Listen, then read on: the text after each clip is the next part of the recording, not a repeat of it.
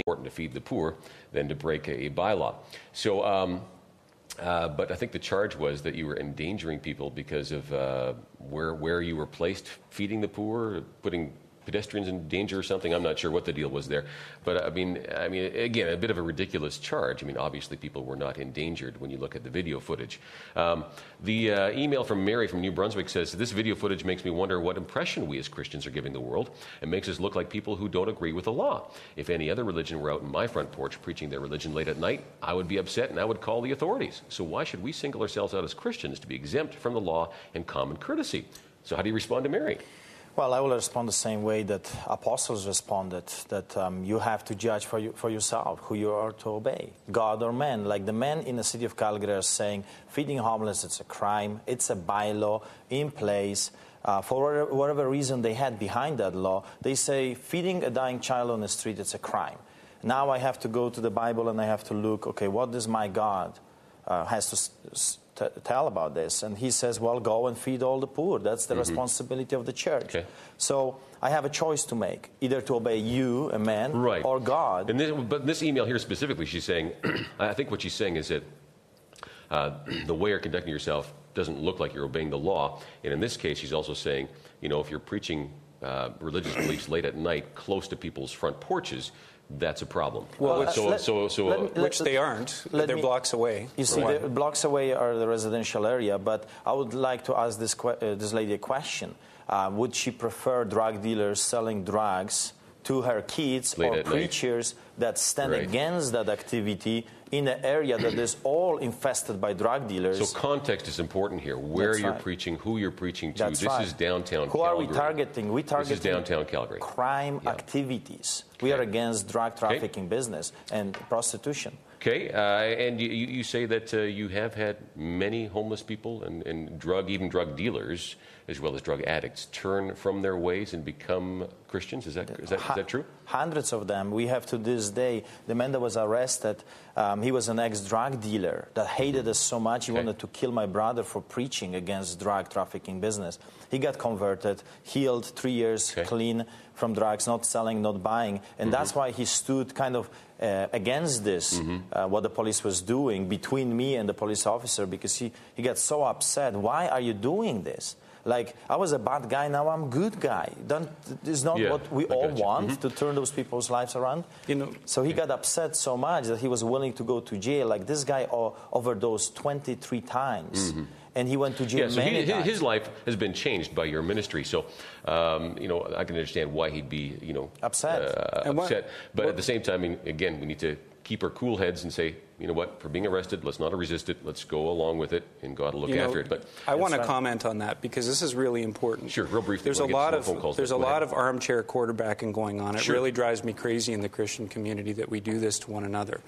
You know, I think that if you had been in this situation for several years and looking after the homeless, taking care of the needs of the poor, and doing what the Bible tells you to do, and always doing it peacefully and respectfully. Under pressure, when you're at that moment, you don't have the opportunity to compose yourself as much as you'd like to. Looking back on the scenario, I'm sure that there were things that Art probably would have done a little differently. It's a good point. But at the end of the day, we look at it from a third-person perspective, not having been under that pressure with, you know, 7 or 8 police vehicles around you and all those other things. I think you've got a valid point there as well. I mean, again, bottom line is we all have to give an answer to Jesus. So, you know, when we do cross the line, we sin, we do need to apologize and ask for forgiveness. I think that's the bottom line there. But you're right. How many of us haven't done that? I mean, we've all done that to some degree, right? And I think what you're saying is here you are in downtown Calgary dealing with homeless and a lot of drug pushers as well. And then you got, you know, the intimidating force of police officers and bylaws coming down on you. Got the biggest that is a whole different kettle of fish, and you are doing what you believe you are to do, preaching the gospel and feeding the poor. So, and again, and I've said that before on this program, hey, it's one thing to criticize Art, and I do have some criticisms, but you know what? He's done far more for the homeless than I probably ever will. So let's take some more phone calls here. Billy from Ontario, go ahead. Billy, you're on the air. Yeah, I agree with everything that, like with the street preaching and obviously, you know, preaching the gospel into all the world. But I just felt when I saw the arrest it was a little bit out of line. Okay. On whose part? On telling the officer that he has a heart of stone. Right. And, he's going to face judgment on this. I feel as if that is dishonoring and it's not out of love. I totally agree with street preaching, and, I'm totally on your side, but you have to do it in an honoring way. And if I feel as if the officer comes and tells you to move your vehicle, it's illegally parked, then move your vehicle, because you're not going to win. The officer. Yeah, I mean, I tend to agree with your approach. I would agree that I would choose my words differently, and I think I would have moved my vehicle right away as well. So your response, Art, on that? Well, first of all, the person that was speaking to the police officers was an ex-gangster that walked with guns and did robberies, armed robberies. And the guy who's saying you're going to be judged? Or? That's right. Okay. It was David. And so you're looking at the scenario that for years we are harassed and intimidated by force of the city, numbering 30 officers at times, 11 vehicles. So finally you come to a point like, people, you're wicked. And I agree with David. Those officers are wicked. They are hunting a ministry for about 3 years. The same officers coming all the time. Well, I don't know if the officers themselves, though. I mean, I think they're under instruction, so I wouldn't get personal with that. That's right. But then I met many of them, and I have some inside people right now. Jesus has people everywhere. Yeah, and what you're going to find, I think, of the officers, you're going to find some that are nasty and some that are great. I mean, that's just like any profession, right? That's right. But the point is that the officers have a discretion. They see a ministry that is targeting drug trafficking industry, feeds about 150,000 meals a year, and helps the poor. It's on their side, and then constantly hunting the ministers. So finally you come to a point, people, something wrong with your heart. There's something wrong with what you're doing. It's one thing to follow orders, it's another to implement them. Right, but do you think it was helpful to say that? Well, I believe that every man is accountable, and I believe that there is a time that, yes, you pray for officers. I prayed for hundreds of them. I preached to them, but there is a time that what they need to hear is that they will face judgment. That one day they will stand before the very God that created them, and they will be accountable for their Billy, go ahead.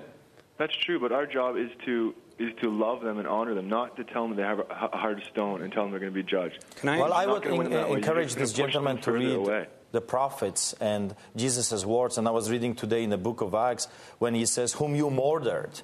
Like he's accusing the government. He's speaking to people that don't know Jesus. He was talking to the Pharisees. He was talking to the Pharisees didn't know Jesus leaders as well. They were absolutely against Jesus. They didn't believe he was the Messiah. So, I think this comes back to the misconception of love that we have gotten in the modern church today. Right. The misconception of love today is this feel-good, ticklish ear kind of love that Jesus never preached. Jesus had this balanced way of coming at things, which was to both demonstrate and teach about the love of God, the grace of God, as well as the holiness of God and the judgment and wrath of God. And unfortunately, what we've done in the modern church, especially in North America, is that we've opted out the uncomfortable things of the gospel in order that we be comfortable in our chairs. Right. And I'll tell you what, in one sense I agree with you. I mean, I think it's okay for us to preach about hell and those kinds of things. I mean, whereas it's not politically correct today. But I'll be honest, at the same time, I think on this one I'm going to disagree with you Jim, and Art, and agree with Billy. I think overall, I think those comments weren't helpful in that particular context. Billy, do appreciate your input on that, so I agree with you on that one. But you know what, let me comment quickly on that. We got taken to jail. The same officer arrested me, handcuffed me, dragged me to jail. We started singing and preaching. Half hour later, he opens the door. On this particular arrest, you're saying? That's right. Oh, okay. We were taken to jail, right? They put us on display over there, handcuffed and everything. But in jail, we were able to preach to entire police district 1. Right. And we were singing songs, and they came and opened the doors and says, okay, we're letting you go. Right.